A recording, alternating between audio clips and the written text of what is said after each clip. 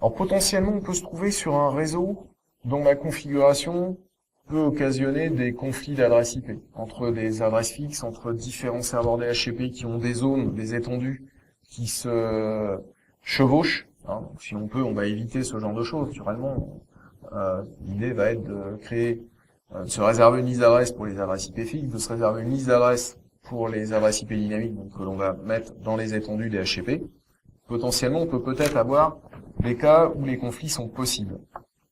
Et donc, si deux machines se retrouvent avec la même adresse IP, on aura des problèmes de communication au réseau.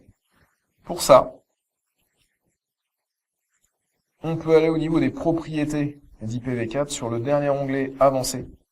On peut mettre un nombre de tentatives de détection de conflit. Donc, par défaut, il est à 0, donc ça veut dire qu'il n'y a pas de test de conflit à ce moment-là. Le fait de forcer cette détection de conflit va faire que si une adresse est détectée comme étant déjà utilisée, le serveur va en proposer une autre pour jusqu'à ce qu'il n'y ait plus de conflit, et donc que mes postes puissent communiquer correctement.